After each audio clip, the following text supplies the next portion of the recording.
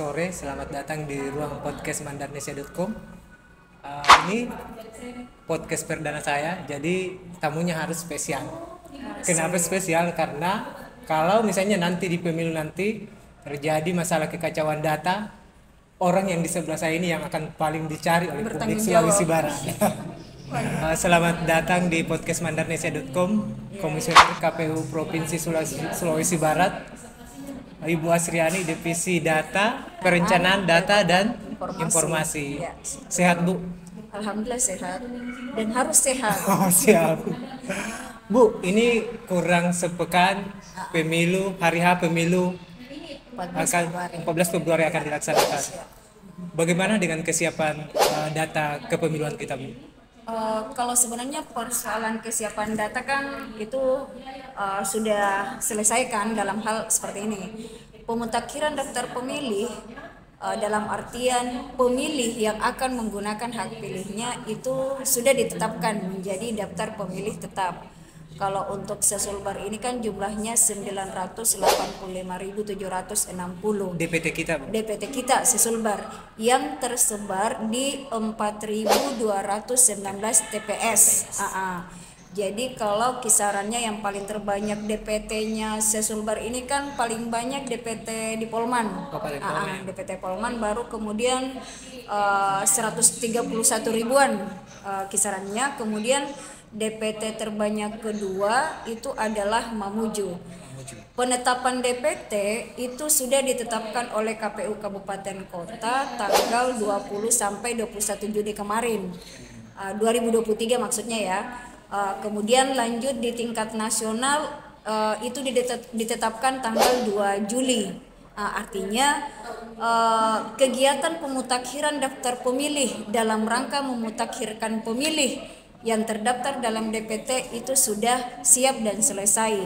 Tinggal kemudian mereka akan memastikan apakah yang terdaftar dalam DPT ini diharapkan bisa datang menggunakan hak pilihnya di tanggal 14 Februari nanti. Ya. Baik, Bu. Bu, untuk bicara soal kualitas kepemiluan kita, utamanya soal validasi data kita, data kepemiluan kita di Sulawesi Barat. Bagaimana kemudian KPU meyakinkan bahwa data kita itu benar-benar valid? Ya, betul.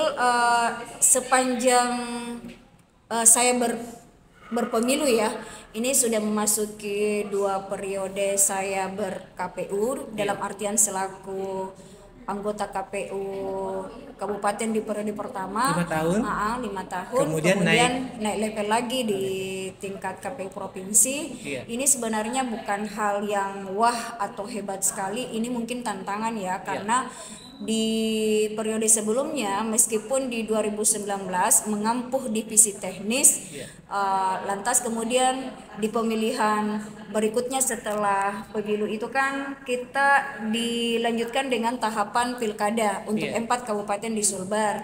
Itu lagi-lagi setiap tahapan kan perlu dimutakhirkan daftar pemilih.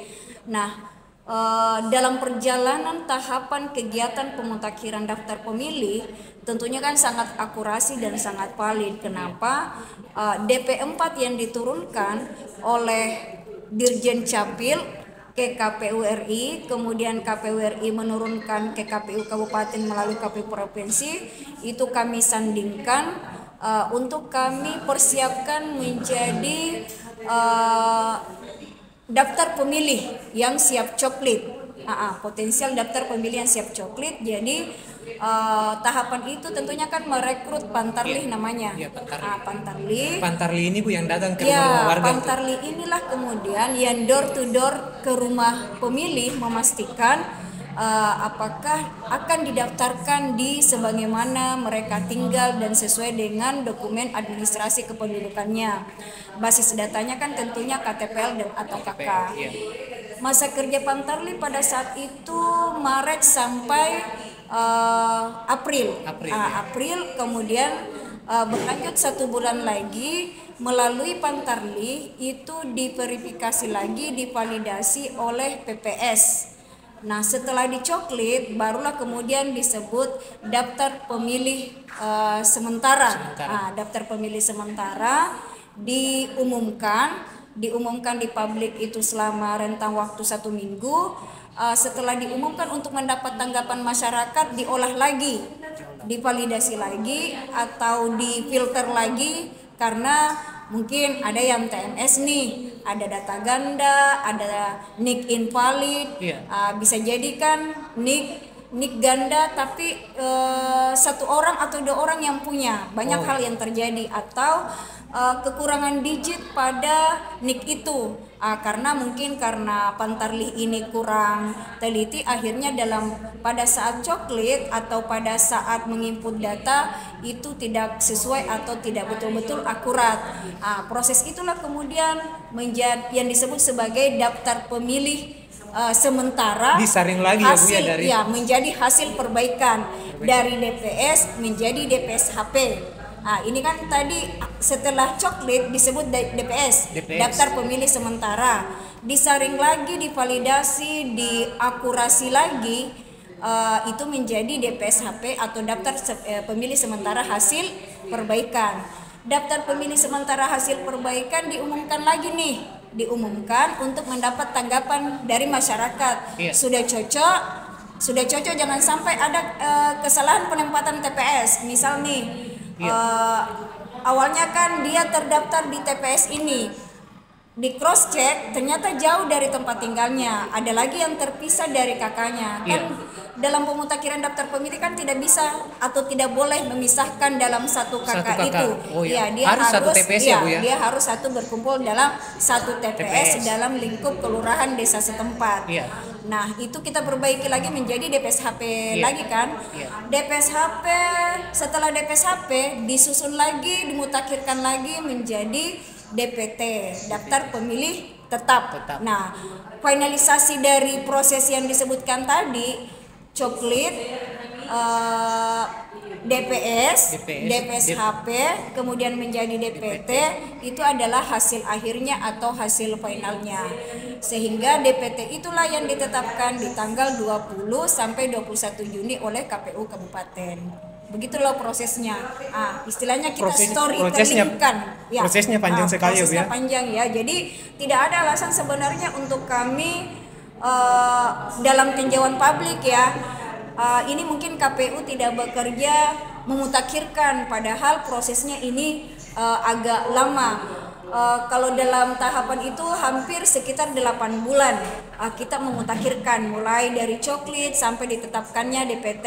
Tapi kan lagi-lagi kan kesadaran masyarakat kita itu nanti injury time, baru kemudian sadar bahwa tahapan ini sudah selesai misalnya gitu. Oke. Ini kan kurang dari sepekan bahwa pemilu akan dilaksanakan. Bagaimana dengan misalnya pemilih pemula yang misalnya akan berusia 17 tahun pada saat hari ini?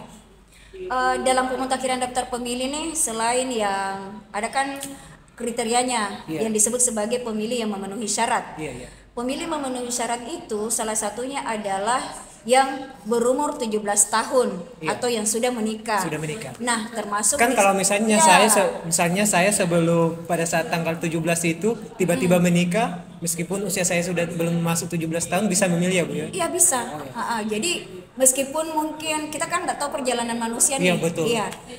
Harusnya kan dia itu kan masuk coklit atau didaftarkan dalam daftar pemilih ketika pemilih itu yang pemilih pemula yang akan berusia di hari berusia 17 tahun di hari pemungutan suara. Jadi atau yang sudah menikah meskipun usianya belum 17 tahun itu sudah harus dicoklit. Nah, persoalan administrasi kependudukannya itu kan hal yang lain, karena produk administrasi kependudukan itu kan bukan dari KPU. Yang penting dalam regulasi pemutakhiran daftar pemilih disesuaikan dengan syaratnya dan legalitasnya itu sudah kami penuhi atau kami bekerja sesuai dengan aturan. Bu, berdasarkan hasil koordinasi dengan Disdukcapil itu bisa dibocorkan tidak berapa kira-kira daftar pemilih potensial kita yang belum melakukan perekaman KTP? Yang terdaftar dalam DPT pemilih potensial non KTPL namanya. Pemilih potensial non KTPL ini atau yang disebut sebagai pemilih pemula itu sesulbar jumlahnya 46.725. Kemarin kita melaksanakan rapat koordinasi penyampaian dari Dukcapil Provinsi Sulbar bahwa tersisa 16.000 lagi 135. Jadi tersebar di 6 kabupaten. Menjadi komitmennya Dukcapil juga untuk menyelesaikan ini sampai 100% dan memastikan perekaman akan berlangsung setiap hari. Bahkan di hari pemungutan suara juga akan dibuka layanan. Dan kami juga memasifkan sosialisasi ke ad hoc untuk mengingatkan pemilih yang terdaftar dalam DPT yang potensial non KTPL ini untuk segera melakukan perekaman. Ad hoc kami ini sudah memasifkan itu, mengingatkan misalnya di tempat ibadah, gereja, masjid. Jadi untuk wilayah tanggung jawab kita kan ini sudah clear, tapi kan kita tidak bisa memaksakan masyarakat atau pemilih yang bersangkutan mau tidak melakukan perekaman. Tapi lagi-lagi kita berupaya melakukan edukasi. Bisa dimobilisasi ya Bu ya masyarakat? Iya bisa. Kita berupaya memberikan bukan mobilisasi dalam artian urusan teknis ketika peserta pemilu mau memobilisasi, mau memfasilitasi ya, itu hal yang lain.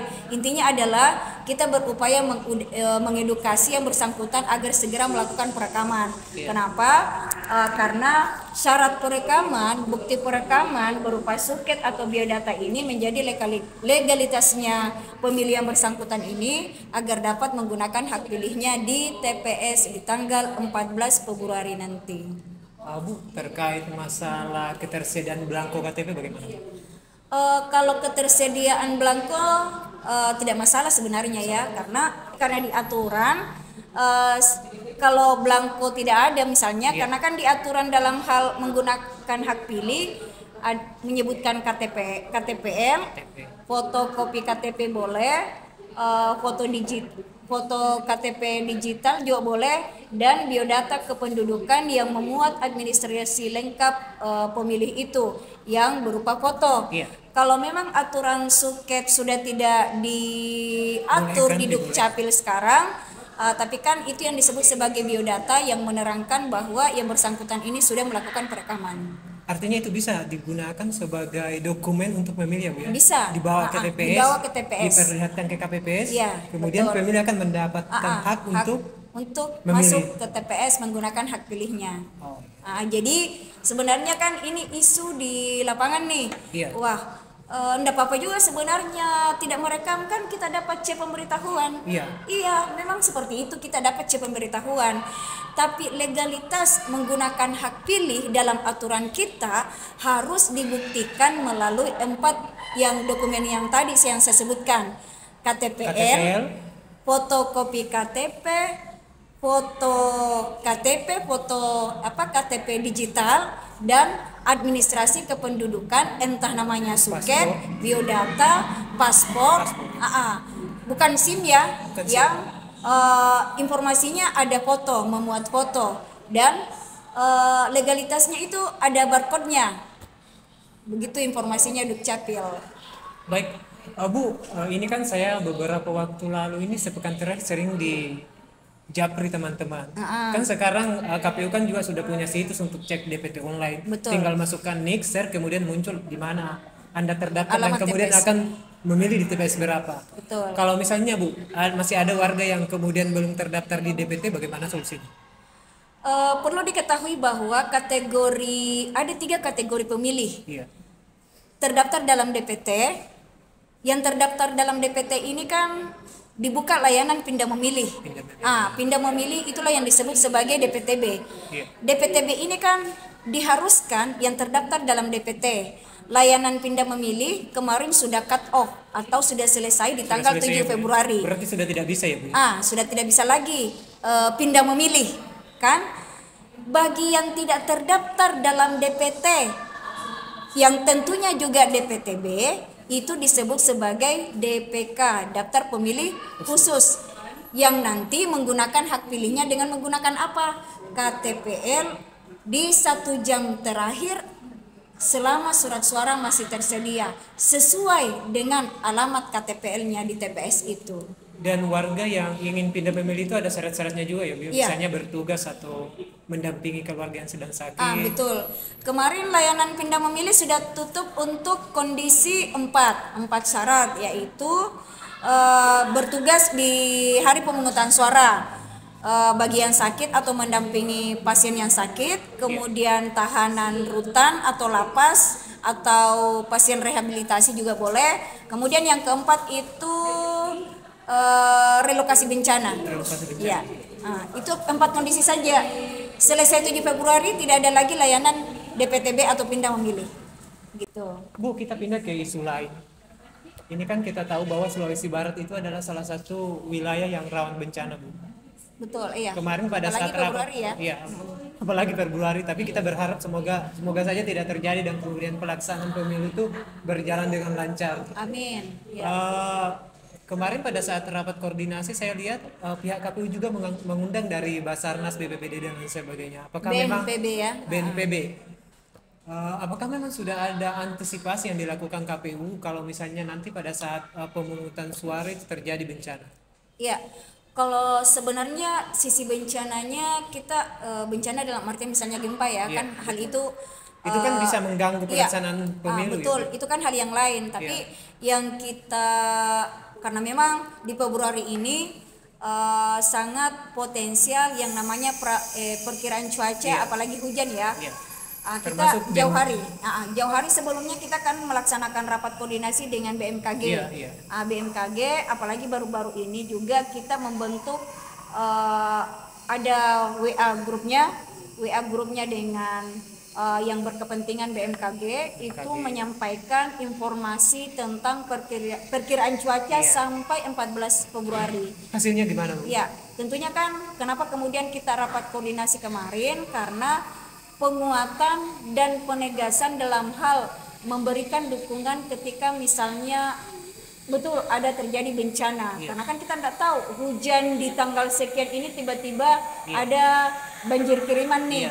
Jadi tindakan mitigasi kita adalah tentunya logistik yang akan kita antarkan ke TPS itu sudah dipersiapkan, baik itu estimasi waktunya agar ketika tiba di TPS itu tidak dikena hujan dan posisinya di tempat itu aman, tidak dijangkau banjir atau air, dan kelembaban udaranya juga kami harus perhitungkan. Jadi mudah-mudahan sampai sekarang tidak ada hal yang perlu kita khawatirkan. Tapi tentunya kita senantiasa mengupdate informasi perkiraan cuaca ini. Misal nantinya kan berapa hari ke depan ini belum terlalu tinggi curah hujannya. Itu hasil koordinasi dengan BMKG ya, Bu ya? Dengan BMKG. Jadi mudah-mudahan ya, karena kan perkiraan cuaca di bulan Februari ini tidak ada hal yang pasti atau tidak permanen. Jadi tentunya dari pihak BMKG hampir setiap saat, setiap jam malah di grup itu kita diinformasikan bagaimana kondisi beberapa 1 hari atau 2 hari ke depan. 7 hari ke depan. Iya, betul. Iya, karena sepertinya BMKG itu hanya sebatas bisa memprediksi 7 hari ke depannya. 3 hari lagi, 3 hari tidak bisa memprediksikan langsung sampai di 14 Februari. Informasinya pada saat kami rapat koordinasi per 3 hari diupdate lagi. Tapi tentunya ini kan akan terpantau terus. Ya gitu. Selain dari BMKG setempat, melalui KPU RI juga memberikan informasi yang terintegrasi di BMKG pusat, karena kan ada di beberapa daerah provinsi yang memang sudah ada terjadi bencana, misalnya banjir, Gunung Merapi. Tapi sampai sekarang ini untuk kita di Sulbar itu ancaman untuk Sulbar, ancaman bencana alamnya mungkin gempa ya, Bu ya? Gempa, banjir. Iya, kita kan punya pengalaman banjir ya. Bukan banjir ya, gempa ya. Kita punya pengalaman gempa. Itu. Saya dengan Ibu ini sama-sama penyintas gempa. Banjir bandang juga, tapi kan banjir bandang 2018 ya, kalau tidak 2017 sudah ya. Sekitar itu. Ya, mudah-mudahan deh kita optimis, kalaupun toh curah hujannya tinggi tapi tidak ada efek dari hulu sehingga ada banjir kiriman yang mengakibatkan teman-teman KPPS yang di wilayah misalnya hulu kecamatan yang mungkin di gunung dapat kiriman banjir itu tidak terjangkau lah. Intinya kita masih optimis untuk bisa kita lalui ini ke depan. Terkait yang curah hujan ya, mudah-mudahan tidak ada. Bu, satu lagi nih terkait masalah data. Ini kan saya beberapa hari lalu membaca artikel terkait masalah keamanan cyber data kita. Bagaimana kemudian karena ini kan muncul apa persepsi luas di publik bahwa mereka kemudian ragu sebab beredar juga informasi bahwa data KPU itu dihacker. Kemarin kita bulan yang lalu deh, Januari BSN ya, Januari. Januari sih. Januari sekitar tanggal berapa ya? Saya lupa, tanggal 5 kali ya. Tanggal berapa sekarang? Sekarang tanggal berapa?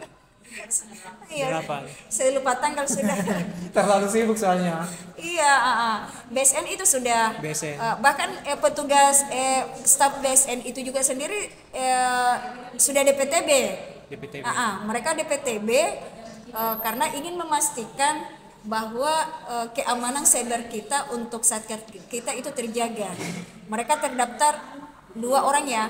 Mereka terdaftar di DPT Jakarta, tapi karena demi menjaga keamanan itu akhirnya mereka pindah tugas dalam rangka memastikan itu. DPTB mereka kemarin. Bu, kita juga tahu bahwa memang KPU menyerapkan konsep digitalisasi untuk semuanya termasuk Sirekap. Bagaimana dengan potensi belajar dari quick count KPU yang dibuat pemilu tahun lalu itu kan error. Mungkin ke depan ini seperti apa ini potensi error? Kalau 2020 Sirekapnya ini oleh pengemban di luar Pusdatin ya. Karena Sirekap yang sekarang ini oleh Pusdatin, di mana Sirekap oleh Pusdatin ini diintegrasikan dengan Sidalih. Jadi untuk tingkat errornya oleh Pusdatin sudah meminimalisir tingkat errornya. Sebagai seorang yang bagian itu kan saya tidak tahu persis ya, tapi kita masih optimis. Yang kita khawatirkan ketika server ini crowded atau lalu lintasnya rame. Karena kan banyak yang akses di Indonesia, malah kita yang pengguna aplikasi maupun yang publik.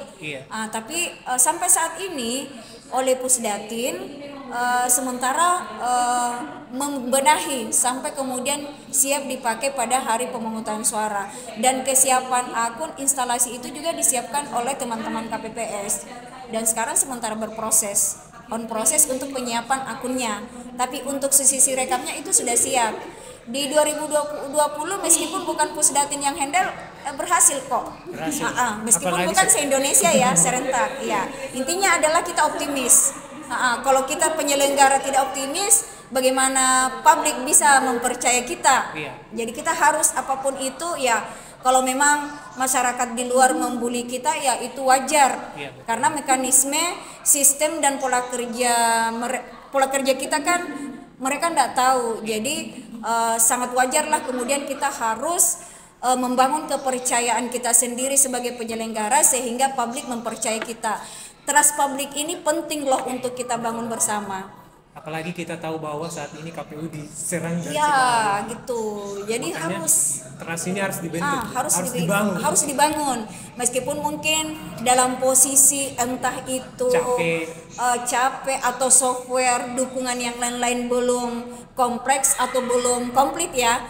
Tapi kita berupaya paling tidak kita punya ikhtiar untuk kemudian pemilu ini bisa sukses lah. Kalau saya secara pribadi ya, apalagi kita sebagai penyelenggara ya harus optimis. Ruang podcast mandarnesia.com masih bersama dengan Ibu Asriani, Komisioner KPU Provinsi Sulawesi Barat, Divisi Perencanaan Data dan Informasi.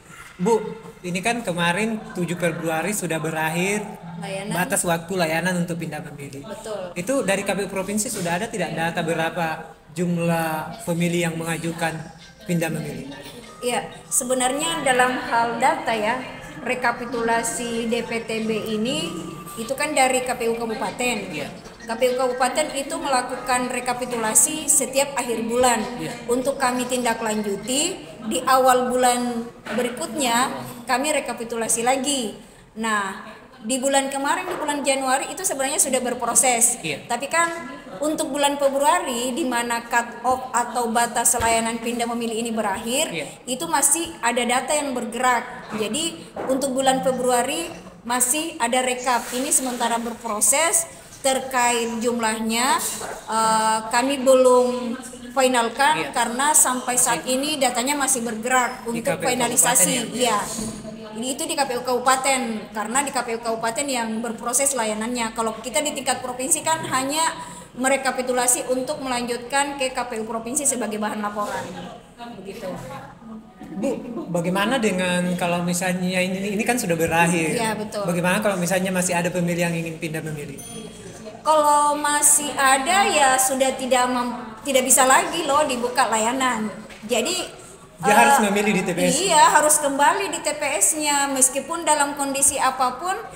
Ya, ini konsekuensinya, kecuali ada lagi surat dinas atau surat edaran yang membuka layanan, tapi di aturan kita, di norma kita itu kan batas memilih itu ada dua tahapan, dalam artian 2 jadwal. Satu untuk 9 kondisi itu sampai minus 30 hari. Itu batasnya 15 Januari kemarin, dan terhadap 4 kondisi ini yang selesai di 7 Februari ini. 7 Februari. Nah, di 4 kondisi ini sebenarnya ada juga di 9 kondisi yang cut off-nya di 15 Januari. Artinya apa? 15 Januari ini juga yang diperpanjang sampai 7 Februari ini. Jadi kita berharap tidak ada lagi layanan pindah memilih. Nah, kenapa kemudian kemarin kita masifkan loh layanan pindah memilih? Iya, sebagai upaya kita untuk mengingatkan pemilih ketika dalam kondisi ini tidak bisa menggunakan hak pilihnya di tempat asalnya. Jadi bisa melakukan pindah memilih di mana mereka berada nantinya di hari pemungutan suara. Bu, kenapa mesti harus dibatasi sih? Kenapa mesti harus ada batas waktunya? Karena itu normanya. Aturannya. Agar KPU punya waktu untuk. Iya, selain itu karena kan kita ini tertib terhadap regulasi ya. Tertib terhadap aturan, karena diatur dengan norma makanya kita harus patuhi itu. Yang tidak patuhi itu berarti kita tidak taat terhadap aturan dong. Artinya juga kan carut marut nantinya. Dalam hal administrasi itu adalah pelanggaran juga. Jadi kita atur sedemikian rupa, kita diikat oleh aturan untuk kemudian kita patuhi. Baik, kita ini Bu sudah tidak terasa, ini kita sudah ngobrol cukup panjang, cukup lama. Terima kasih Bu sudah bersedia hadir di ruang podcast mandarnesia.com. Ibu sebagai penutup, closing statement, apa yang ingin disampaikan kepada publik Sulbar, utamanya pemilih? Baik, semua teman pemilih, jangan berpikir untuk golput ya. Datanglah ke TPS, gunakan hak pilihnya. Hak pilih kita semua sudah terakomodir, ada selaku DPT, DPTB, dan DPK. Untuk DPT, jangan lupa bawa form C pemberitahuan dengan administrasi kependudukannya berupa KTP, fotokopi KTP boleh, foto digital boleh, dan administrasi kependudukan yang lain bagi yang belum memiliki KTP tapi sudah perekaman. Untuk DPTB membawa form pindah memilihnya dengan administrasi kependudukan yang misal KTPL dan seterusnya. Untuk yang pemilih yang tidak terdaftar dalam DPT maupun DPTB, bawa KTPL-nya sebagai pengguna DPK di 1 jam terakhir selama surat suara masih tersedia. Jangan golput ya, datanglah ke TPS di tanggal 14 Februari 2024. Oh iya, baik. Mandarnesia.com, kita akhiri podcast kita hari ini. Sampai jumpa di podcast Mandarnesia berikutnya.